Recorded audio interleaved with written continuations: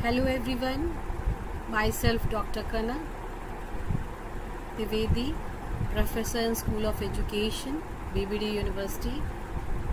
मेरे video lecture की series में आप मुझे अभी तक पहचान गए होंगे कि मैं आपके कौन कौन से पेपर पढ़ा रही हूँ।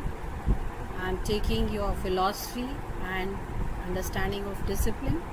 तो today's lecture is based on your paper understanding of discipline, जिसके तहत मैंने आपको पहले what is subject and discipline इसके बारे में आपको एक्सप्लेन किया था। Today's lecture is also based on discipline, but basically first we'll deal with the historical development of knowledge और यू कैन से डिसिप्लिन। कैसे इसका ऐतिहासिक पृष्ठभूमि क्या है, कैसे डिसिप्लिन का विकास हुआ, कैसे इवोल्यूशन हुआ, इवॉल्व कैसे हुआ नॉलेज डिसिप्लिन के रूप में, इन सारी बातों पे हम लोग आज बात करेंगे। इस पे हमारा लेक्चर होगा। तो बेसिकली जो पिछला लेक्चर जो था वो किस पे था, एक बारी थोड़ा सा रिवाइज कर लिया जाए कि हम पिछले लेक्चर के तहत हम लोगों ने क्या क्या बातें देखी थी, जिसके तहत हम लोगों ने ये देखा था कि सब्जेक्ट क्या है, सब्जेक्ट की बात हम जो करते हैं उसके तहत सब्जेक्ट किससे रिलेटेड है, ये सारी बातें हम लोगों ने समझी थी। अब सबसे पहले हम लोग एक बार दोहरा लेंगे कि सब्जेक्ट क्या है।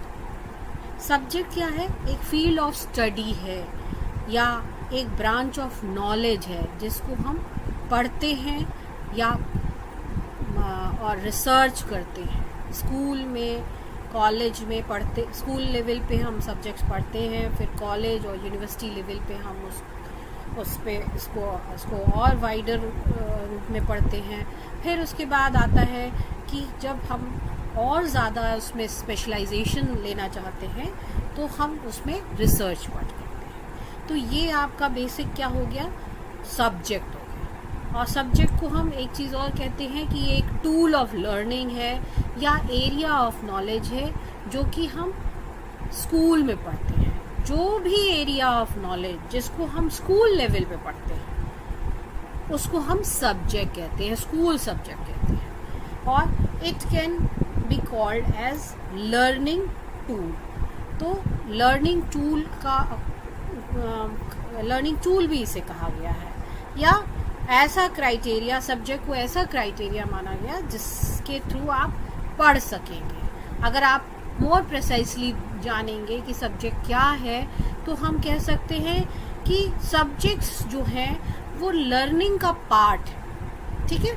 जो हम अधिगम करते हैं, शिक्षण अधिगम के दौरान, लर्निंग टीचिंग के दौरान जो हमारी लर्निंग होती है वो पार्ट्स में डिवाइडेड है, और जो वो पार्ट्स हैं वो हमारी सब्जेक्ट्स हैं। तो इस तरीके से हम देखेंगे कि जो हमारा पूरा करिकुलम है वो डिफरेंट लर्निंग पार्ट्स में डिवाइडेड है, और उन लर्निंग पार्ट्स को हम क्या नाम देते हैं, सब्जेक्ट, जिसको हम कहते हैं स्कूल सब्जेक्ट। तो बेसिकली ये दोबारा से मैं क्लियर कर रही हूँ कि आगे और चीज़ें जो आपको समझनी है तो एक बार और आप क्लियर हो जाएं कि सब्जेक्ट क्या है। तो इस तरीके से हम लोगों ने समझा कि जो भी चीज़ें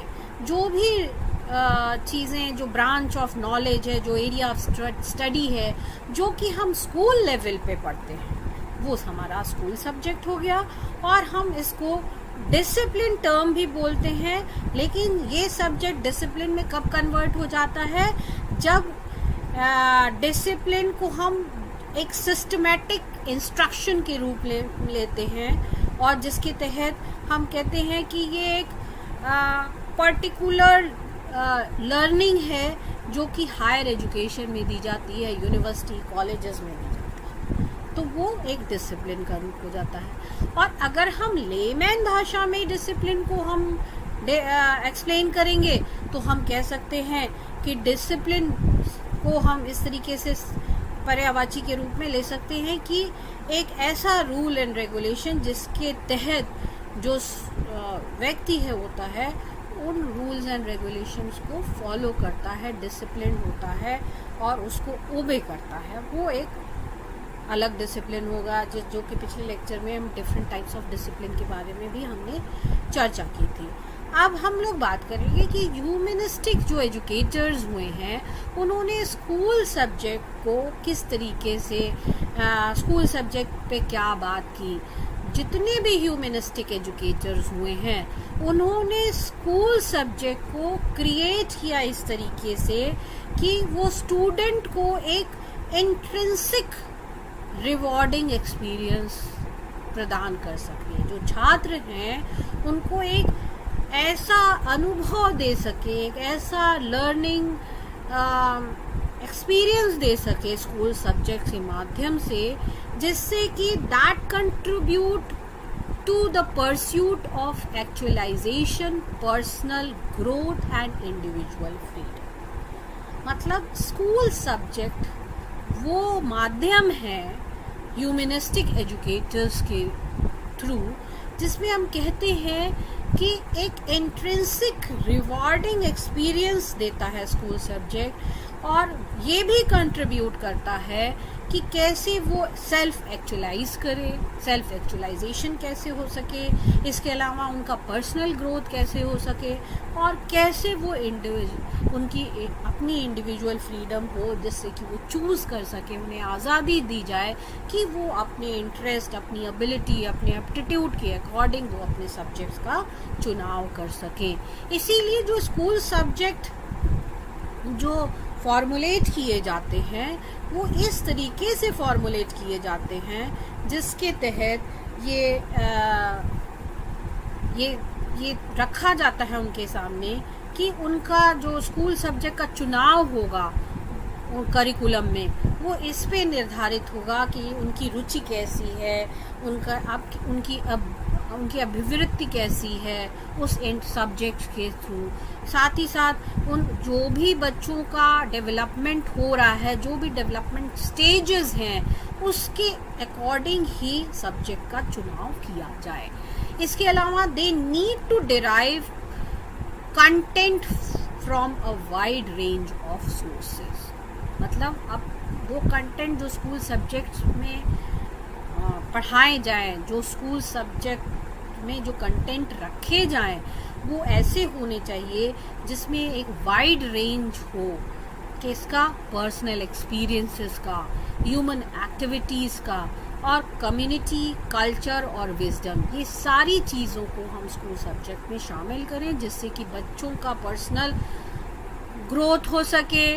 साथ ही साथ जो भी वो सब्जेक्ट पढ़ें उनके डेली लाइफ में उसका कुछ यूज़ हो सके।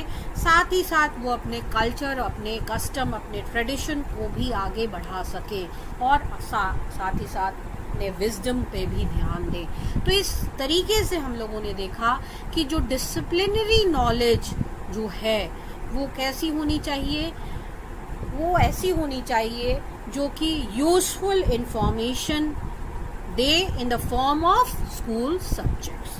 तो इस तरीके से स्कूल सब्जेक्ट्स की हम लोगों ने इम्पोर्टेंस को समझा, देखा, और साथ ही साथ एक चीज़ और बहुत इम्पोर्टेंट है from the perspective of social efficiency. समाज, सोसाइटी की क्या ज़रूरतें हैं उसको ध्यान में रखते हुए हमको स्कूल सब्जेक्ट्स को करिकुलम में शामिल करना होगा। साथ ही साथ स्कूल सब्जेक्ट्स में जो हम कंटेंट्स डालेंगे उसको कंस्ट्रक्ट इस तरीके से करेंगे जो हमारे प्राइमरी पर्पस है of maintaining and enhancing economic and social productivity, जो हमको अपने समाज में जो एक तरह से क्या इन्हांस करना है, हमको प्रोडक्टिविटी इन्हांस करनी है जिससे हमारा नेशन आगे बढ़ सके। साथ ही साथ सोशल प्रोडक्टिविटी हमको इंक्रीज करनी है जिससे कि हमारा जो फ्यूचर हो वो इस तरीके से इक्विप्ड होना चाहिए जिसके थ्रू जो भी सिटीज़न हमारे स्कूल में आके पढ़े वो ऐसी नॉलेज, स्किल, इस तरीके से उनके अंदर नॉलेज और स्किल इक्विप्ड कराई जाए जिससे कि देश जो है वो आगे बढ़ सके, समाज हमारा इस तरीके से इन्हांस हो सके कि उसमें ग्रोथ इस तरीके से हो सके, इकोनॉमिक ग्रोथ हो सके। साथ ही साथ सोशल प्रोडक्टिविटी बढ़ सके, ये सारी चीज़ें जो हैं इसके अंतर्गत होनी चाहिए। साथ ही साथ the formation of school subjects जो हो वो ऐसे हो जो कि जस्टिफाइड हो, किस रूप में कि हम बच्चों को मैक्सिमम नॉलेज दे सके, मैक्सिमम स्किल दे सके, ये सारी चीज़ें स्कूल सब्जेक्ट पे निर्धारित करती हैं। साथ ही साथ स्कूल सब्जेक्ट का जो फॉर्मेशन हो वो इस प्रकार होना चाहिए जिससे कि वो जो भी पढ़े वो आगे जाके उनकी नीड्स, उनकी ज़रूरतों को पूरा हो सके, वो नीड्स और वो ज़रूरतें हो सके पूरी। जैसे जो भी वो ऑक्यूपेशन चुने तो वो जो भी ज्ञान ले रहा है एज अ स्कूल सब्जेक्ट के माध्यम से उस ऑक्यूपेशन में उसका यूज़ कर सके। जो भी वो प्रोफेशन चुनता है उस प्रोफेशन में उस स्कूल सब्जेक्ट का यूज़ हो सके। तो साथ और जो भी वोकेशन वो चूज़ कर रहा है उसमें भी वो स्पेशलाइज्ड हो सके। तो इस तरीके से स्पेशलाइज्ड एंड अप्लाइड फील्ड जो भी हो, लाइक मान लीजिए कोई बच्चा साइंस पढ़ रहा है तो आगे चल के वो क्या बनना चाहेगा, डॉक्टर बनना चाहेगा, इंजीनियर बनना चाहेगा। या अगर वो कॉमर्स पढ़ता है तो आगे वो अकाउंटिंग में आगे बढ़ना चाहेगा, मार्केटिंग में आगे बढ़ना चाहेगा। तो इस तरीके से बच्चे को अपने सब्जेक्ट का चुनाव करना चाहिए जिसको वो आगे जीवन में उस प्रयोग कर सके थ्रू जो भी उसकी ऑक्यूपेशन है उसके थ्रू, जो भी प्रोफेशन वो चूज करता है उसके थ्रू, या जो भी वोकेशन जो भी व्यवसाय वो चुनता है उस व्यवसाय में उन स्कूल सब्जेक्ट का प्रयोग कर सके। तो इस तरीके से हम लोगों ने समझा कि स्कूल सब्जेक्ट का क्या रोल है, क्या इम्पोर्टेंस है, ये स्कूल सब्जेक्ट बेसिकली क्या होते हैं। अब फिर से हम लोग और समझेंगे स्कूल सब्जेक्ट को, हम कैसे वो कंट्रीब्यूट करता है सोसाइटी में। स्कूल सब्जेक्ट का जब हम रिकंस्ट्रक्शन करते हैं या हम स्कूल सब्जेक्ट को करिकुलम में शामिल करते हैं तो हम ये भी देखते हैं कि वो स्टूडेंट के लिए मीनिंगफुल होना चाहिए। जो भी वो लर्निंग एक्सपीरियंस ले रहा है वो उसको आगे जीवन में काम आए। मीनिंगफुल लर्निंग एक्सपीरियंस होना चाहिए बच्चे का, जैसे that might lead to emancipation and social आपका acquaintance या social development हो सके। इस तरीके से हमको स्कूल सब्जेक्ट का चुनाव करना चाहिए। इसके अलावा फ्यूचर में उसके क्या इंटेंशन होंगे, मतलब बच्चे को वो स्कूल सब्जेक्ट किस तरीके से हेल्पफुल होंगे, इन बातों पे भी बहुत ज़्यादा ध्यान रखना होगा। फिर कैसे हम रिकंस्ट्रक्ट कर सकते हैं अपनी ओन एनालिसिस से, जिसके थ्रू हमारा एक अपना स्टैंड पॉइंट हो, अपने एक्शंस हो। लाइक ह्यूमनिस्टिक एजुकेटर्स जो थे वो सोशल रिकंस्ट्रक्शन में बिलीव करते थे और वो चाहते थे कि स्कूल सब्जेक्ट्स जो हैं उनके थ्रू ही हम ऐसे कंटेंट दें, करिकुलम में ऐसे मतलब सब्जेक्ट में ऐसे कंटेंट दें जो कि एक वाइड सोर्स हो हमारे सोशल रिकंस्ट्रक्शन का, हमारे सोशल डेवलपमेंट का, जिसके थ्रू बच्चे का प्रॉपर सोशल डेवलपमेंट हो सके। अब फिर बात करेंगे सब्जेक्ट को कैसे, बेसिकली सब्जेक्ट में हम कौन से ब्रांच की नॉलेज देंगे, उसमें क्या पढ़ाया जाएगा। तो बेसिकली हम सब्जेक्ट को कैसे डील कर सकते हैं, सब्जेक्ट को हम कैसे समझा सकते हैं। Subject refers to a branch of knowledge studied और taught. In school children learn a number of subject.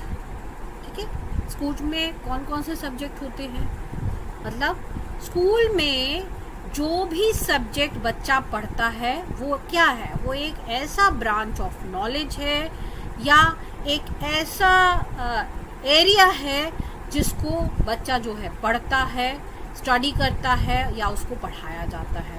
तो जो स्कूल के सब्जेक्ट्स होंगे वो बेसिकली क्या है, मैथमेटिक्स हो गए, आपके साइंस हो गए, लैंग्वेज में आप हिंदी, इंग्लिश, संस्कृत ये सब पढ़ते हैं। और साथ ही साथ एक्स्ट्रा करिकुलर एक्टिविटीज़ में आपके जो सब्जेक्ट्स होते हैं वो म्यूज़िक होता है, आर्ट होता है, इसके अलावा डांस वगैरह भी कई एक पीरियड लगाए जाते हैं जिसमें बच्चा जाके उन सब चीज़ों को सीखता है।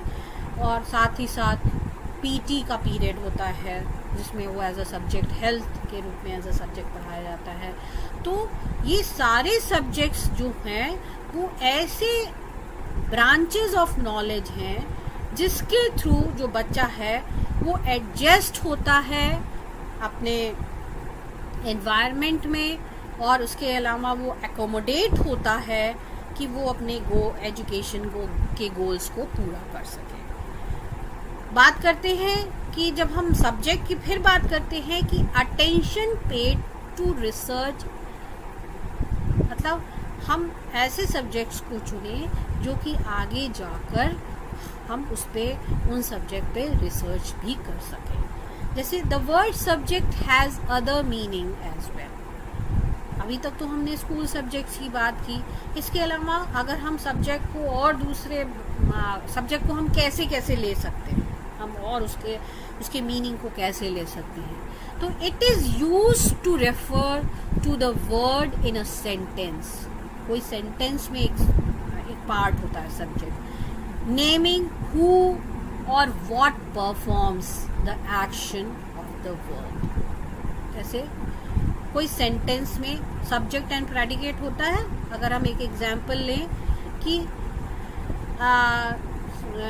जिम प्लेड टेनिस, तो हु एंड व्हाट जो है, who or what performs the action of work, मतलब कौन खेल रहा है, तो जिम खेल रहा है। जिम प्लेड टेनिस, जिम जो है वो क्या एक्शन कर रहा है, टेनिस खेल रहा है, तो यहाँ सब्जेक्ट जो हो गया वो जिम हो गया। तो इस तरीके से भी हम सब्जेक्ट को एज अ सेंटेंस में सब्जेक्ट का यूज़ कर सकते हैं। अब आपको लिखना चाहे तो आप लिख सकते हैं, या हमने पिछले लेक्चर में भी सब्जेक्ट क्या है, नहीं उस पिछले लेक्चर में तो हमने डेफिनेशन दी थी डिसिप्लिन की। इस लेक्चर में और क्लियर कर देती हूँ कि स्कूल सब्जेक्ट का क्या डेफिनेशन हो सकता है। पिछले लेक्चर में भी हमने जोंगी डेंग की डेफिनेशन बताई थी डिसिप्लिन के बारे में। इस लेक्चर में आपको और क्लियर कर देती हूँ कि स्कूल सब्जेक्ट का जो डेफिनेशन होगा जोंगी डेंग के अनुसार वो क्या होना चाहिए।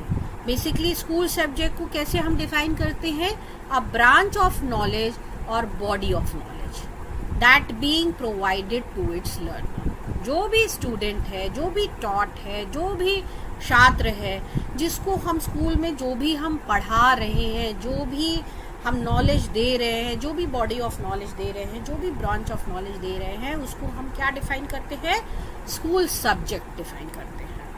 और इस तरीके से हम लोग देखेंगे कि according to Zongyi Deng a school subjects refers to an area of learning within school subject, school curriculum that constitute an institutionally defined field of knowledge and practice for teaching and learning। ये आपको books में मिल जाएंगी ये definition, जो कि मैं आपको बता रही हूँ जोंगी डेंग की, जो कि जोंगी डेंग ने क्या बताया कि स्कूल सब्जेक्ट क्या है, a school subject refers to an area of learning.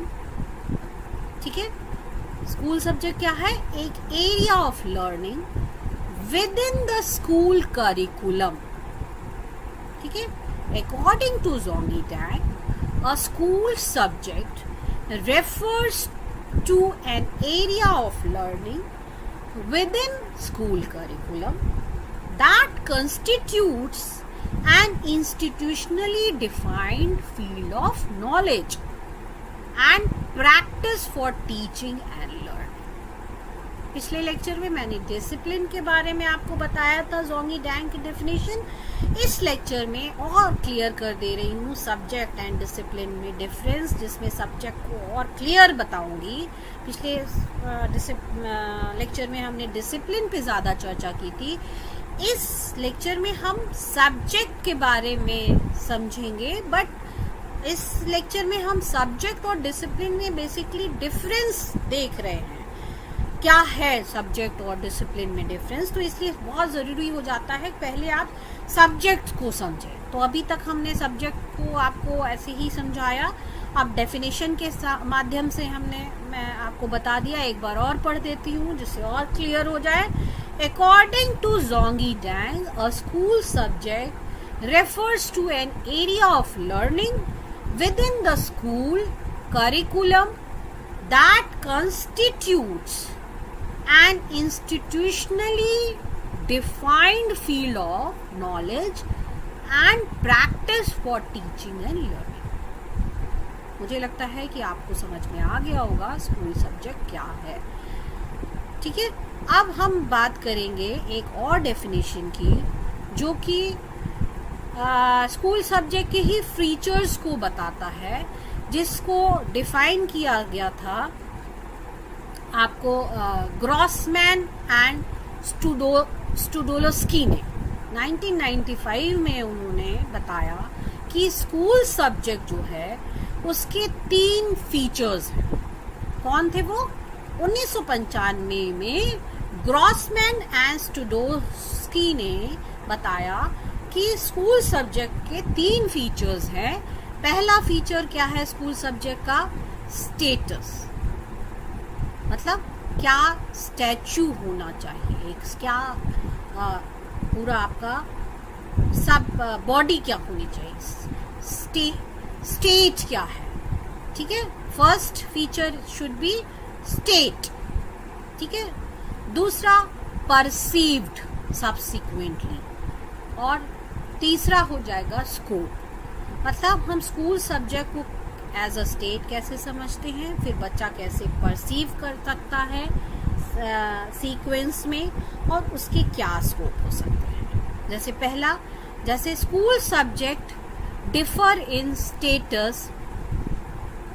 ठीक है, उस स्कूल सब्जेक्ट का हर सब्जेक्ट से उसका स्टेटस डिफरेंट होता है। जैसे कि मतलब स्कूल जो कम्युनिटी होती है इसके अकॉर्डिंग हम स्कूल सब्जेक्ट के स्टेटस को कंसीडर करते हैं। जैसे school subject differ in the status they have in the school and larger community. ठीक है, ये आपका पहला फीचर।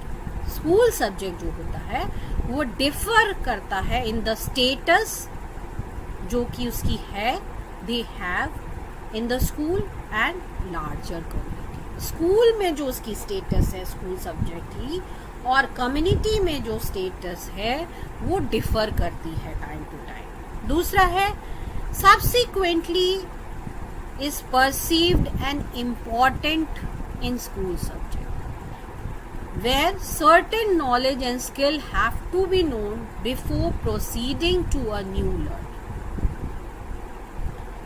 मतलब कि स्कूल सब्जेक्ट जो हम परसीव करते हैं टाइम, मतलब एक स्टेप के बाद दूसरे स्टेप, कैसे हम नॉलेज और स्किल बच्चे को देते हैं, लर्निंग एक्सपीरियंस कैसे देते हैं, उसके बारे में हम लोग बता रहे हैं। मतलब हम उसको ऐसे समझेंगे कि कैसे प्रोसीड करेगी लर्निंग जो है वो कैसे प्रोसीड होगी step by step. For example knowledge, अगर हम मैथमेटिक्स की बात करें तो लर्नर शुड हैव, पहले क्या होगा, उसको नंबर का कंसेप्ट कराया जाएगा।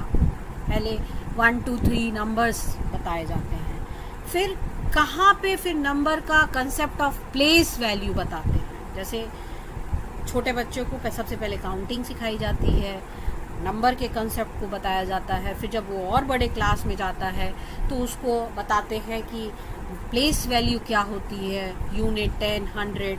ठीक है, इसी तरह फिर हम आगे जब हम उसको प्लेस वैल्यू बता देते हैं, फिर हम उसको एडिशन बताते हैं, सब्ट्रैक्शन बताते हैं। इसी तरह जो क्या है सब्सिक्वेंटली जो है वो बच्चा सीखता है स्कूल सब्जेक्ट के लर्निंग कंटेंट को, स्टेप बाय स्टेप बढ़ता है। एक ही दिन वो मैथमेटिक्स के सारे एस्पेक्ट को नहीं समझ पाता है। इसीलिए पूछा जाता है आप किस स्टैंडर्ड में पढ़ते हैं, कौन सी क्लास में पढ़ते हैं, क्योंकि क्लास वाइज हम स्कूल सब्जेक्ट को फॉर्म करते हैं, हम क्लास वाइज जो इसीलिए जो पहला है बताया था फीचर स्कूल सब्जेक्ट का कि स्कूल सब्जेक्ट जो होता है उसका स्टेटस जो है डिफर करता है स्कूल में अकॉर्डिंग टू द क्लास, ठीक है। उसके तो अकॉर्डिंग टू क्लास पहले वो नंबर्स का कंसेप्ट समझेगा, फिर वैल्यूज प्लेस वैल्यू समझेगा, फिर एडिशन समझेगा, सब्ट्रैक्शन पर समझेगा, मल्टीप्लिकेशन, डिवीजन, इसी तरह उसका सबसिक्वेंटली वो समझता जाएगा। तो इस तरीके से हम लोगों ने स्कूल सब्जेक्ट के सारे फीचर्स समझ लिए। अब हमें लगता है कि आप लोग दोनों लेक्चर को अगर देखेंगे मिला के तो आप लोग ये समझ गए होंगे कि स्कूल सब्जेक्ट क्या है, डिसिप्लिन क्या है। लेकिन फिर भी एक बार और डिसिप्लिन क्या है, क्योंकि बेसिकली इस लेक्चर में हम क्या समझ रहे हैं, मैं क्या एक्सप्लेन कर रही हूँ, difference between school subject and discipline. लेकिन थोड़ा सा हमने आपको इससे रिलेटेड अभी आगे मैं अगर टाइम बचता है तो मैं थोड़ा सा इसकी हिस्ट्री भी बताऊंगी कि कैसे नॉलेज का डेवलपमेंट कैसे इवोल्यूशन कैसे हुआ नॉलेज का। तो एक बार और उसको डिसिप्लिन का इवोल्यूशन कैसे हुआ उसको समझने से पहले एक बार हम लोग और समझेंगे कि डिसिप्लिन क्या है। डिसिप्लिन बेसिकली वो ब्रांच ऑफ एकेडमिक स्टडी है, जैसे हमारा साइकोलॉजी, सोशियोलॉजी, एंथ्रोपोलॉजी, ये सब जब हम हायर लेवल पे पढ़ते हैं तो वो आपका आ जाता है डिसिप्लिन।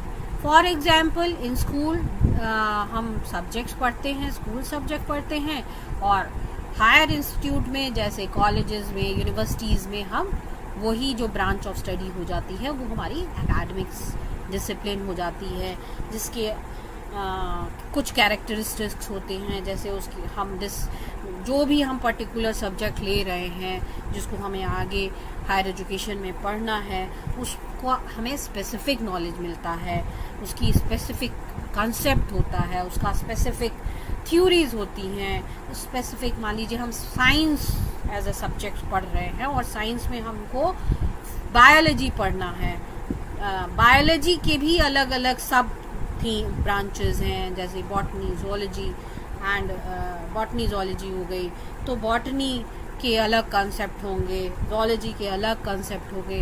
तो ये अलग अलग स्पेसिफिक हम नॉलेज हायर एजुकेशन में लेते हैं और उसको हम एक डिसिप्लिन के रूप में मानते हैं, जिसकी अलग अलग टर्मिनोलॉजीज होती हैं। फिर जब बच्चा और आगे उस फील्ड में पढ़ना चाहेगा तो वो उसमें रिसर्च करेगा, तो उसकी जो रिसर्च की मेथोडोलॉजी होगी वो अलग होगी। और उसके बाद institutional manifestation in the form of subject जो भी पढ़ाया जाता है वो फिर एक प्रोफेशन के रूप में ले सकता है, वोकेशन के रूप में ले सकता है। तो इस तरीके से हम देखते हैं कि डिसिप्लिन एक सब्जेक्ट का वाइडर फॉर्म है जो कि हायर एजुकेशन में मतलब हायर एजुकेशन में जो हम कंटेंट या ब्रांच ऑफ नॉलेज लेते हैं, जिसको हम पढ़ते हैं, रिसर्च करते हैं, एक्सपेरिमेंट करते हैं, वो हमारा डिसिप्लिन कहलाता है या एकेडमिक डिसिप्लिन कहलाता है। पिछले लेक्चर में भी हमने बताया था कि एकेडमिक डिसिप्लिन जो है वो फील्ड ऑफ स्टडी है, वो ब्रांच ऑफ नॉलेज है जो कि हम पढ़ते हैं या रिसर्च करते हैं हायर एजुकेशन में। अब हम लोग बात करेंगे बेसिकली कि कैसे ग्रोथ हुआ एजुकेशन डिसिप्लिन का। तो जो ग्रोथ की बात अगर हम करेंगे तो बेसिकली हम देखेंगे कि जो डिसिप्लिन जो है वो इवॉल्व हुआ था मिड लेट 19th सेंचुरी में, जब हम कह सकते हैं कि यूनिवर्सिटीज़ की शुरुआत हो रही थी।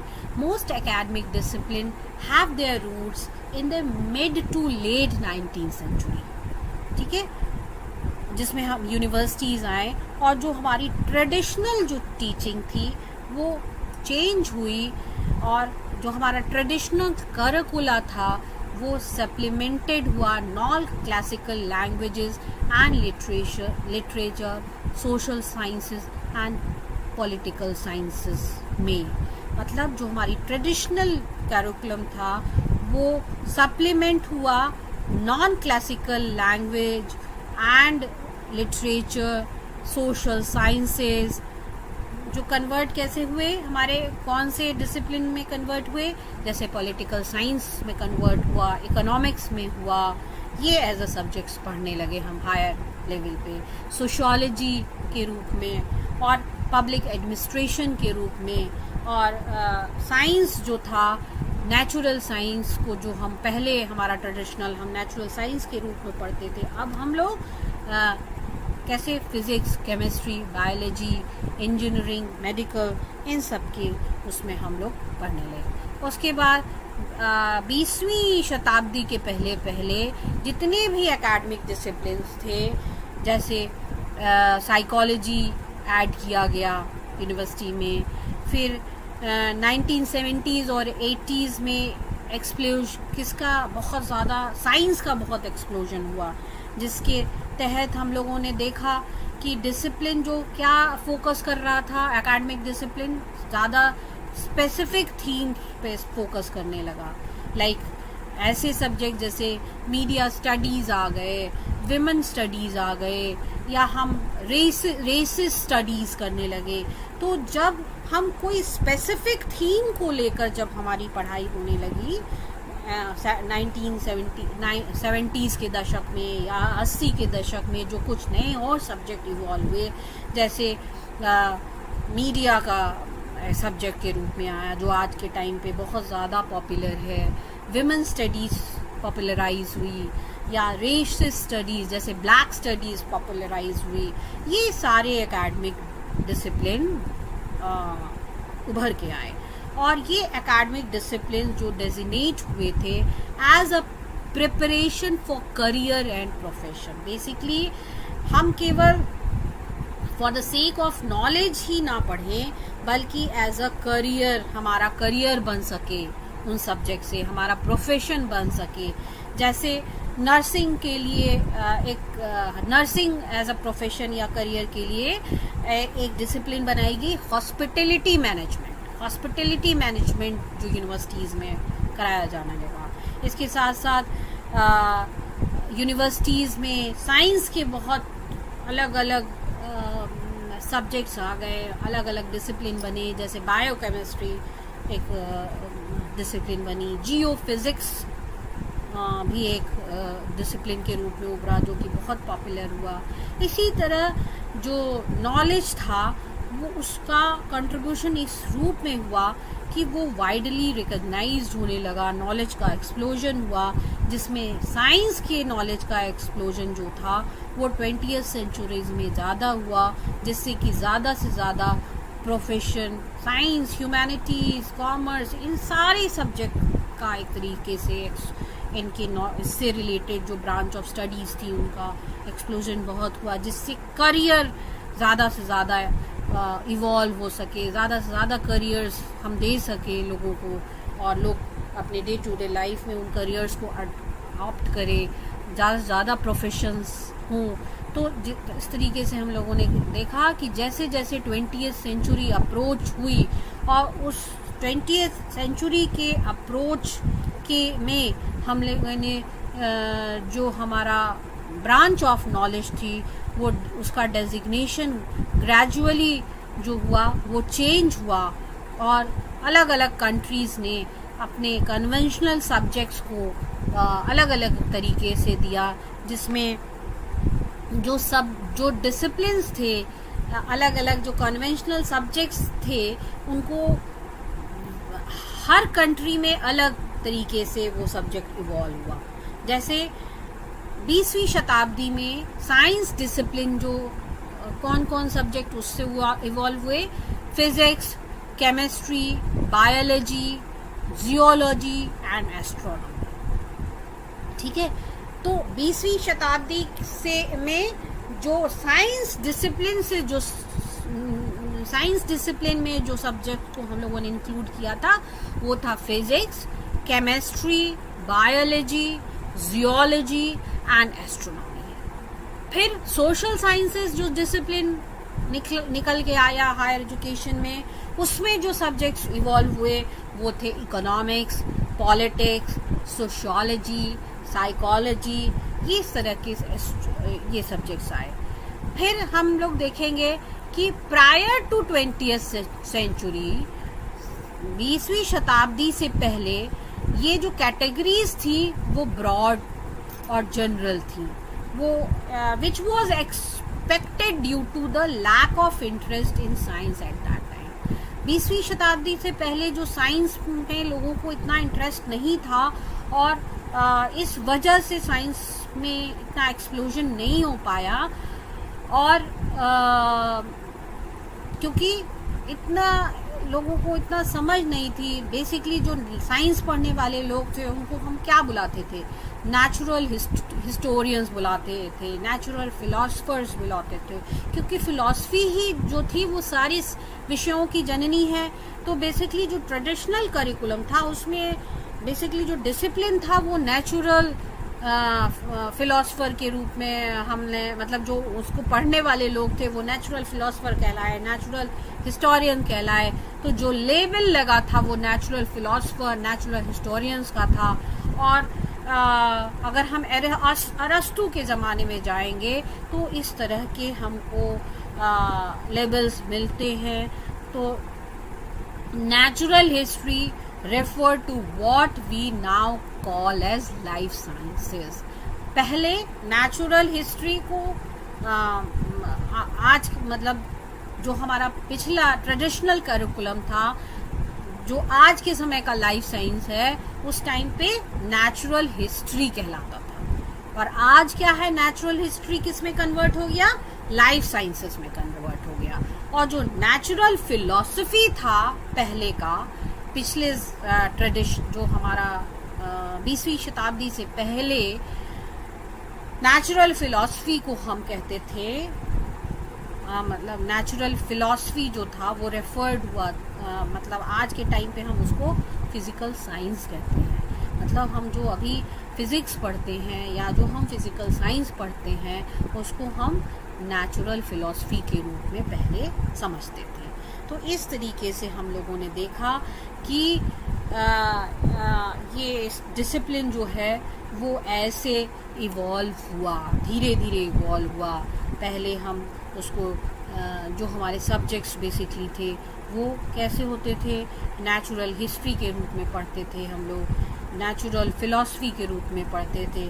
और आज के समय की जो पहले की नेचुरल हिस्ट्री थी वो लाइफ साइंसेस के रूप में आई, और पहले की जो नेचुरल फिलॉसफी थी वो करंट फिजिकल साइंस के रूप में हम लोग पढ़ते हैं। तो few opportunities existed for science as an occupation outside the educational system, or higher education provided the institution structure for scientific investigation as well as economic support। तो इस तरीके से डिसिप्लिन के एवोल्यूशन में क्या क्या चेंजेस हमारे यूनिवर्सिटीज़ ने देखे, उस चेंजेस के तहत हम लोगों ने देखा कि जो हमारा एजुकेशनल सिस्टम है उसमें साइंस को एज एन ऑक्यूपेशन हम लोगों ने देखा आउटसाइड द एजुकेशनल सिस्टम, और हायर एजुकेशन ने प्रोवाइड किया ऐसा इन्वेस्टिगेशन जिससे कि हम अपनी सोसाइटी को इकोनॉमिक सपोर्ट भी दे सकें। तो वॉल्यूम ऑफ साइंटिफिक इंफॉर्मेशन जो था वो रैपिडली इंक्रीज हुआ, क्योंकि लोगों को ये रियलाइज होने लगा कि साइंस की जब इम्पोर्टेंस रियलाइज होने लगी तो उन लोगों ने साइंटिफिक एक्टिविटी पे ज़्यादा कंसंट्रेट करना शुरू किया। तो जिसकी वजह से डिस्कवरीज हुई, साइंटिफिक स्पेशलाइजेशन इमर्ज होने लगे, रिसर्चेस होने लगी। तो धीरे धीरे जो वॉल्यूम ऑफ साइंटिफिक इंफॉर्मेशन था वो बढ़ने लगा। लोगों ने अब समझना शुरू कर दिया कि हमें साइंटिफिक नॉलेज की ज़्यादा ज़रूरत है। तो ऐसे साइंटिफिक एक्टिविटीज़ जो हैं वो ज़्यादा बढ़ने लगी।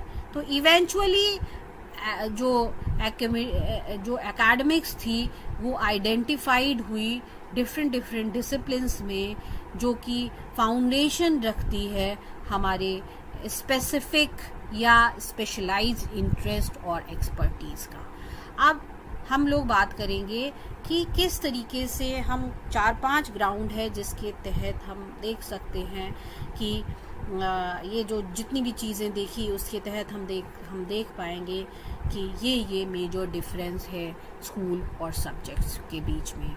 जल्दी थैंक यू सो मच।